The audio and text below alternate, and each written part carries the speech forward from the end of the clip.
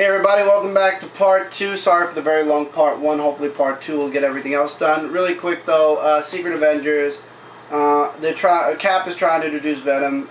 Hawkeye doesn't want to be a part. Doesn't want him to be a part of anything to do with the Secret Avengers. And yeah, the only reason why I'm coming back is because one of the Secret Avengers looks like he's gonna kick the bucket, which we all know is not gonna happen. But I got to see how he gets out of it. And yeah, Secret Avengers was never my cup of tea. Even with Venom joining the team and Hawkeye now leading it, I think the next issue is probably going to be my last. A, because this is a $3.99 book, and I can think of better things to spend my $3.99 on if it's going to basically be, you know, a team that's going all over the place and back again, because Hawkeye obviously doesn't know how to run the Secret Avengers at all, and no offense, but the way they're going about doing a few things I'm not really too keen on.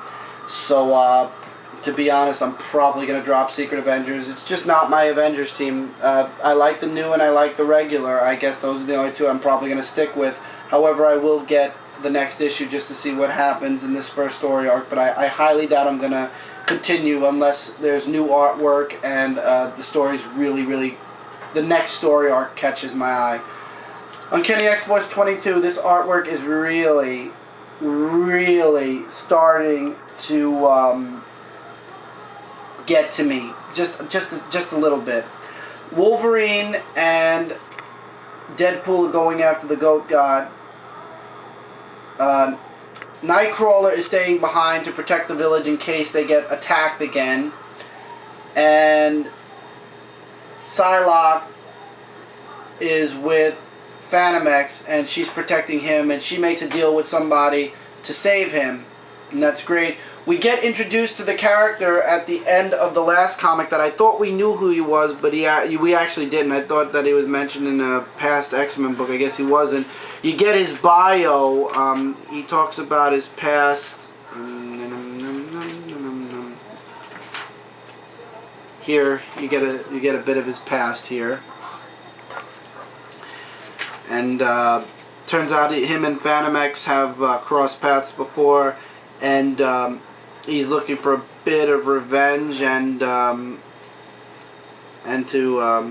for justice and whatnot. And I'm not even going to show the last page, but let's just say the thing that happened in Batman Detective Comics happens here. The thing in Detective Comics,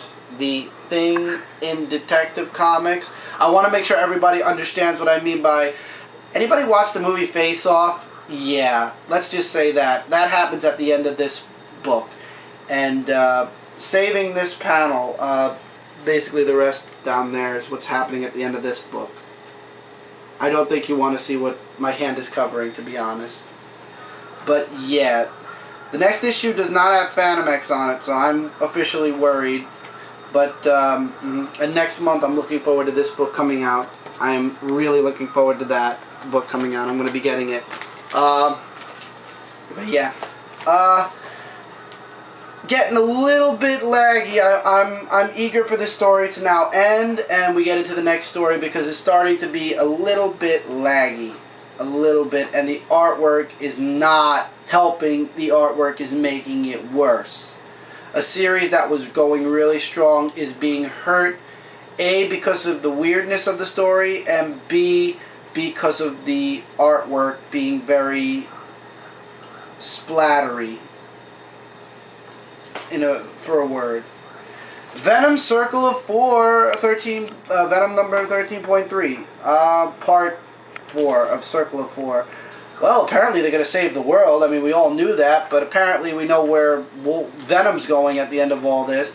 In this book, it turns out nobody's dead. Wow, who didn't see that coming? They all died in hell, so where do you think they went? Right back to hell. They're all experiencing dreams. Their number one dreams, their biggest desires. Venom's being, Flash is becoming the new Spider-Man.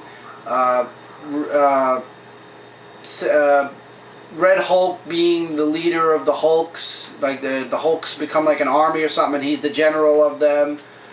General Ross. X-23, Wolverine shows up out of nowhere and helps her defeat Blackheart.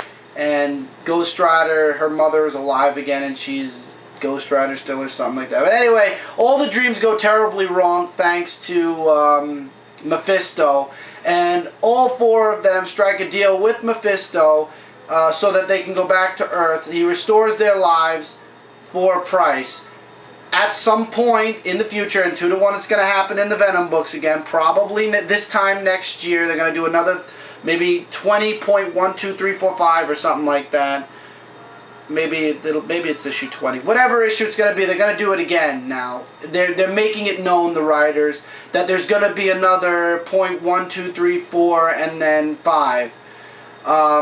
They strike a deal with Mephisto. At some point, he's going to ask them to do something for him, and they can't refuse. All four of them at once have to come back together again to help him do something. They all agree. They go back to Earth to be continued. Yippee skippy. Show you some artwork. I'm not saying the story's bad. I'm not saying the story's bad, but it was ruined already, so yeah.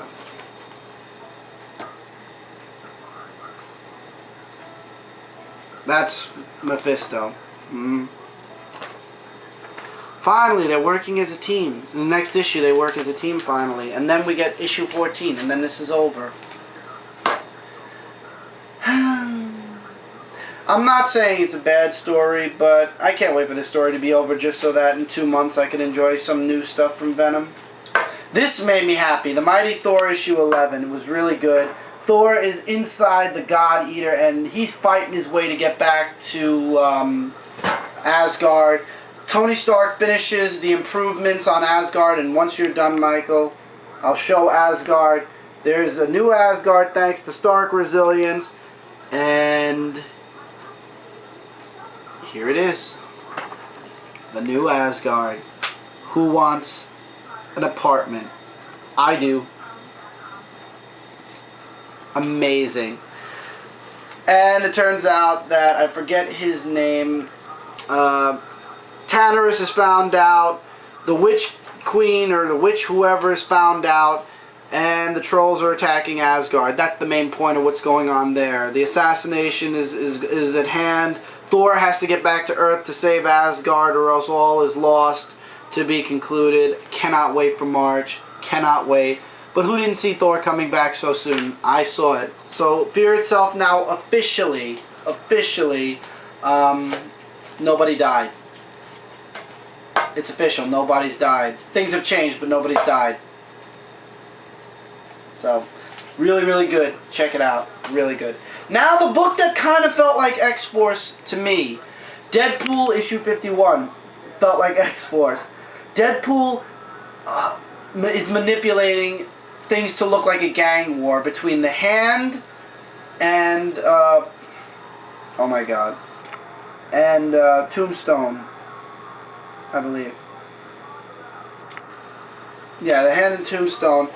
And Dawkins in the mix, and Dawkins looking to destroy everything because he wants it. Okay, I've officially, I'm at the point with Dawkins where it's like he's that nagging, crying kid that I've had enough of.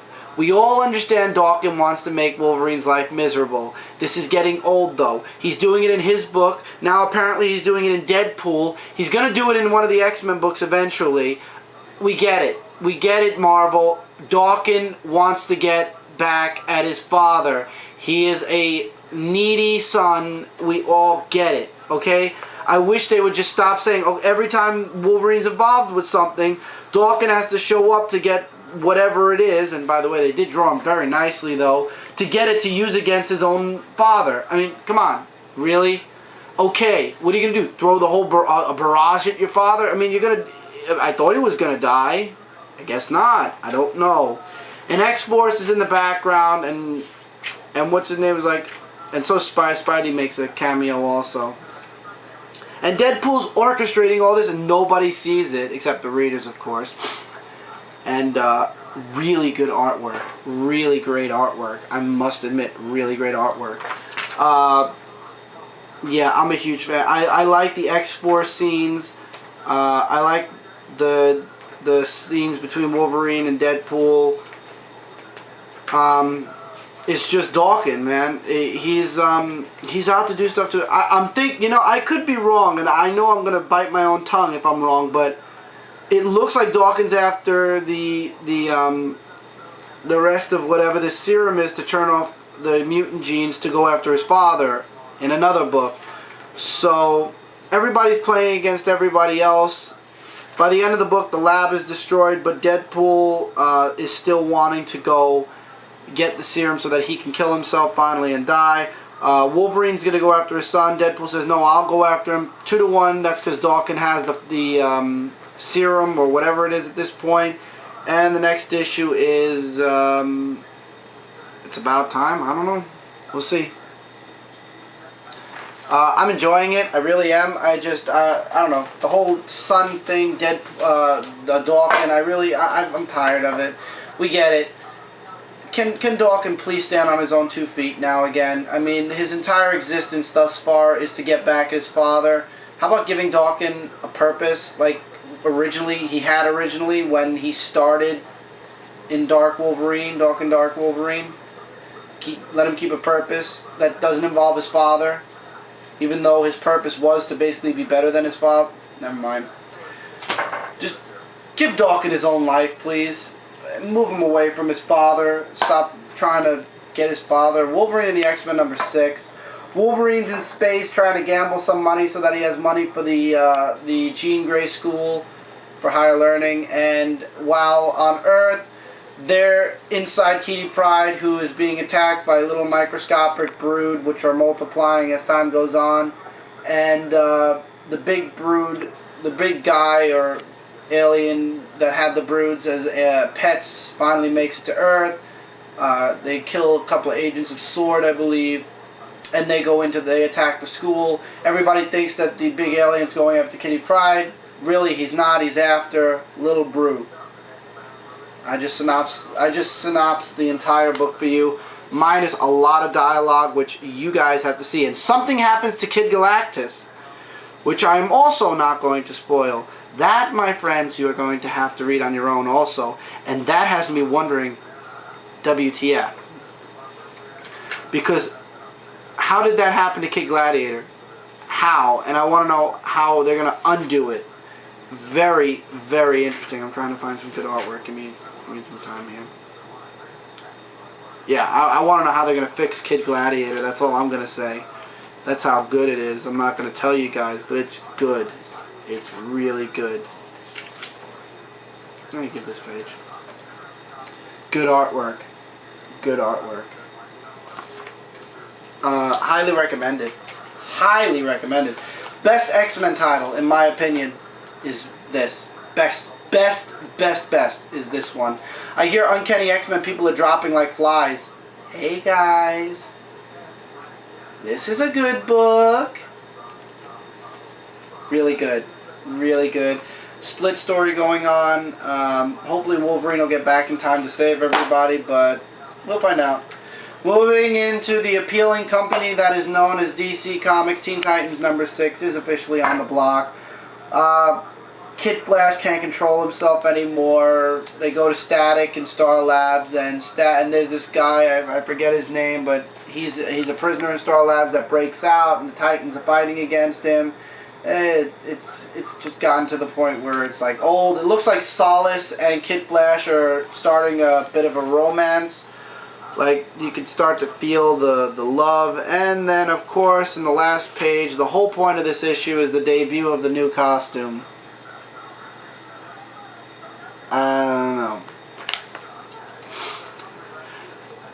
I hope that they give Red Robin his own series. Because, to be honest, I'm probably going to drop Teen Titans, even though it's the only series that has Red Robin in it. I'm sorry. Red Robin cannot keep me hooked to this series anymore.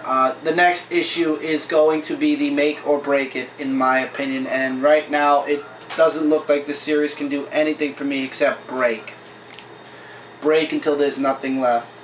And by the time this time next year, I'm promising you guys, my predictions are the only books I'll be buying from DC are Batman books, Green Lantern books, with the few other little books on the side, like Swamp Thing and Animal Man. You know, little one book things. I don't see Wonder Woman making it. I don't see a lot of... I see a Batman book, one or two of them being dropped. Being honest, I'm getting a lot more Marvel, and it's not because they're doubling up either. I'm just getting a lot more Marvel books, even though they're kind of... With Marvel, what I've noticed is Marvel books, one book spoils another, and you got to be careful. For example, Secret Avengers spoils what's going to happen next to Venom in the Venom book. So if you're reading Venom, you're not going to want to read Secret Avengers 23. Whereas in DC, their books are just... They're like firecrackers. They shoot up, oh, and then the firecracker's gone. The light shows over. It's like...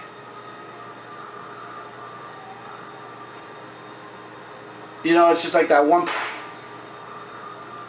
And then it's gone. My opinion. Don't have to agree with me. Still hate Grant Morrison. I don't care. You don't have to agree with my opinion. It's my opinion. I wouldn't... let's put it this way. I wouldn't be sad if Grant Morrison decided to go off and work for... What company don't I like? Aspen Comics for the rest of his career and leave DC Comics behind. Batman the Dark Knight #6, The Return of Bane. Yeah, I'm sorry, I trash talk Grant Morrison too much, but I only do it because people are telling me to shut up about it, and I'm not going to. Nothing personal, Mr. Morrison. I just don't like your work, really, on Superman. I think Superman was perfectly fine the way he was this time last year and before. Batman the Dark Knight. I agree with what Ghost Critic was saying. Is it just me, or does Superman look like a little boy in an adult's body in this picture? What's going on, Mr. Finch? What's going on with your artwork? I mean, seriously, I'm looking at Kid Superman. Maybe it's just me. Maybe it's just me. And as he also said, I'm surprised I didn't catch on. Venom, meaning Bane. It all from the beginning was leading to Bane. Who didn't see it? I should have been smart enough to see that. That's the first thing. Well, then again, I'm not really too keen on the Batman stories. Anyway, it's Batman versus Bane throughout most of this book with the little... And the rabbit woman's back. Chase the rabbit. Whoop-de.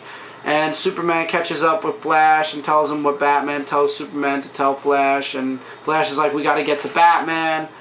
Batman gets the snot beaten out of him, and Bane admits that this new serum that has been driving everybody to bleed from the eyes and nose, and you know, end up losing it and whatnot. It makes them lose their inhibitions, but it makes him smarter. And that's the whole book.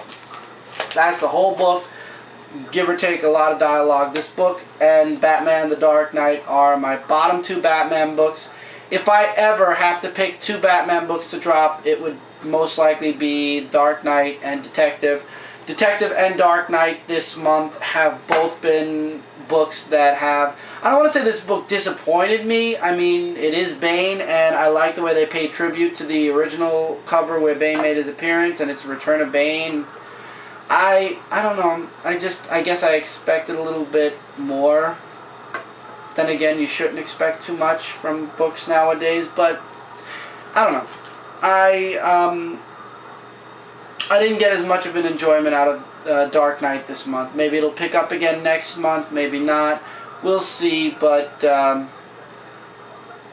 yeah, I just was wowed about the Superman thing. And if Mark didn't mention that, Ghost Critic didn't mention that, I wonder if I still would have, when I turned the page and I saw Superman, I wonder if I still would have thought he looked like a 12-year-old boy's face on an adult's body.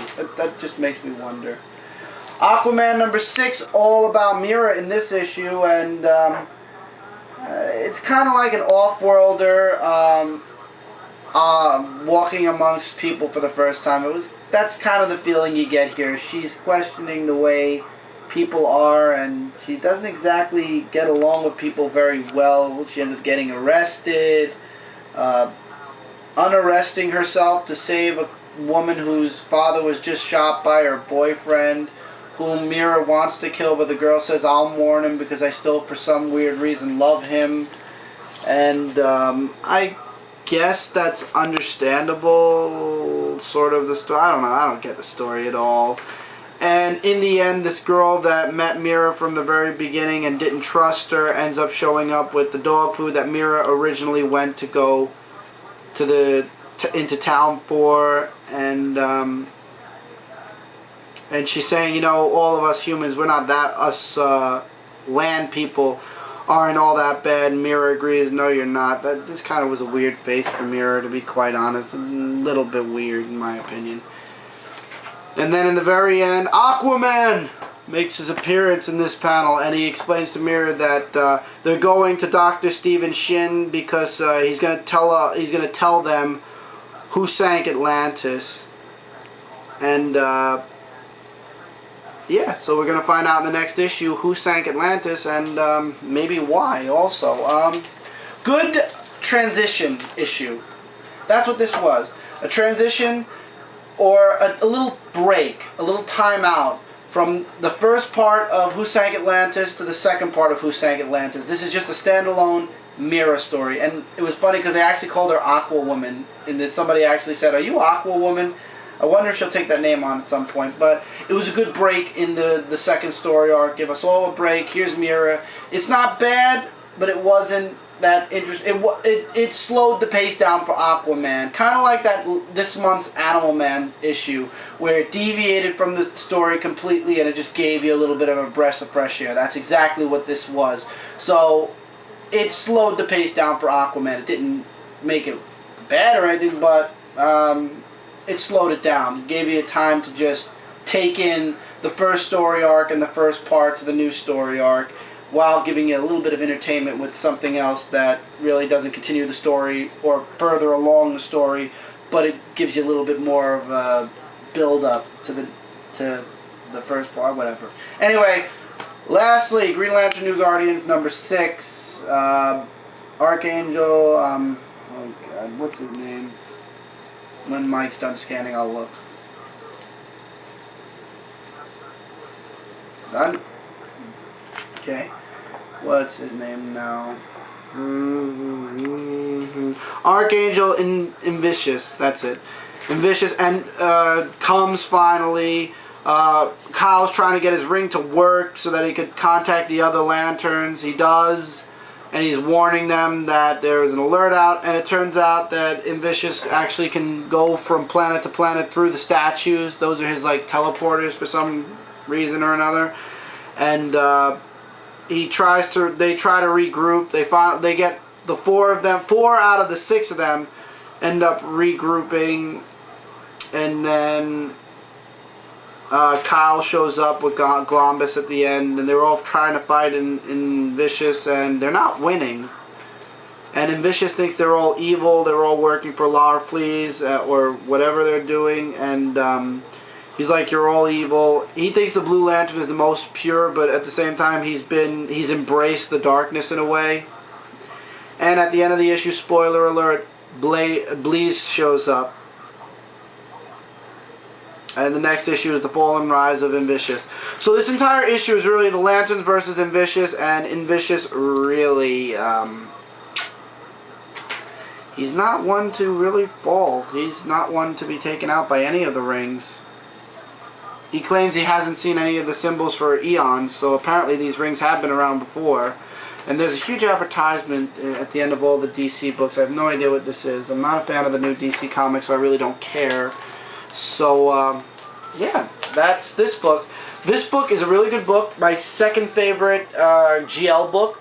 The first favorite is Green Lantern, followed by this, and it all ends with the Green Lantern Corps. But now the first story of Green Lantern Corps is over, so we'll see if Green Lantern Corps will try to claw its way back up to second place. It might. It just might.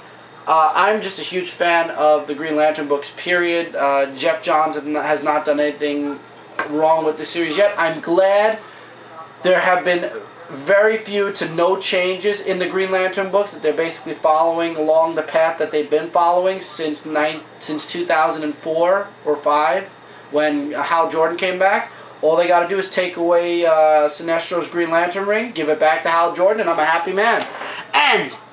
And whatever is leading up to going against the Guardians, I hope that the Guardians get knocked down a peg, or something happens to the Guardians where they won't be complete arses anymore. Yes, I like that term, arse. It's a nice term.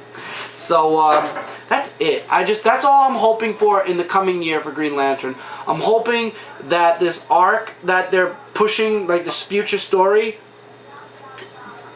is coming where all the Lanterns are going to go against the Guardians, and the Guardians are just going to get knocked off their high horses, and whether it means they're going to be eradicated and the Green Lanterns are going to monitor themselves, or the Guardians are going to gain feelings, or they're going to realize that they need the Green Lanterns and shut the STFU, then we'll be fine. See, I didn't curse. I put the abbreviated version of it. And if you don't know what that means, then I'm sorry. STFU. But that's what the Guardians need to do, and just let the Green Lanterns do their work and just keep themselves watching over. So, with that, we're done with this week's comic books. I've rambled on about a couple of these books for, as Mike said in the first part, 6 minutes each. I apologize for that. I guess it's the sickness that's making me talk way too much. Nah, it's just me. Anyway, Green Lantern New Guardians, number 6, really good. Aquaman, number 6, was a nice break in the story. Batman the Dark Knight 6, please get rid of 12-year-old Superman, and it was alright.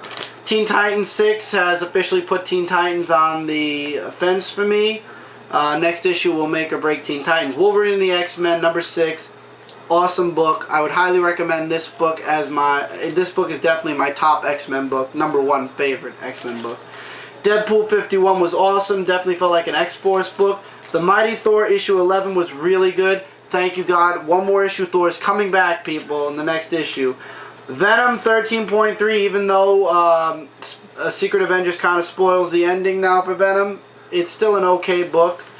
Uncanny X-Force 22, when you read the last page of this book, it makes you think of Face Off, but it's still pretty okay. By the way, thank you, Mike, for an early birthday present. I got my Marvel Legends Phantom X figure. You're welcome. Secret Avengers 23, next issue. After next issue, I'm probably going to just drop it. I thought I'd be feeling it. I'm not. Unless the next story arc gives me interest enough to keep it, I'm probably going to drop. Oh wait, the next story arc is going to be... Okay, I'll let it stand, Secret Avengers, until after Avengers vs. X-Men. After that, we'll see what we're going to do. I'll see what I'm going to do. Fantastic Four 603, probably my last Fantastic Four issue ever. I'm not coming back to this series. I said that twice. This is it. The last time I'm picking it up. Teenage Mutant Ninja Turtles 7, book of the week, book of the month. You should be reading Teenage Mutant Ninja Turtles. It's awesome. Even if you don't know the Teenage Mutant Ninja Turtles, it's a really, really good book. Everybody who says that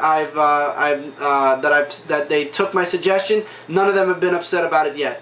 Take it. You won't regret it. Transformers Robots in Disguise number 2 was good. Dungeons & Dragons 2 is the weaker of the entire Infestation 2 series so far. Road Rage and BPRD Hell on Earth, The Long Death, both number 1s from the 15th. Check them out.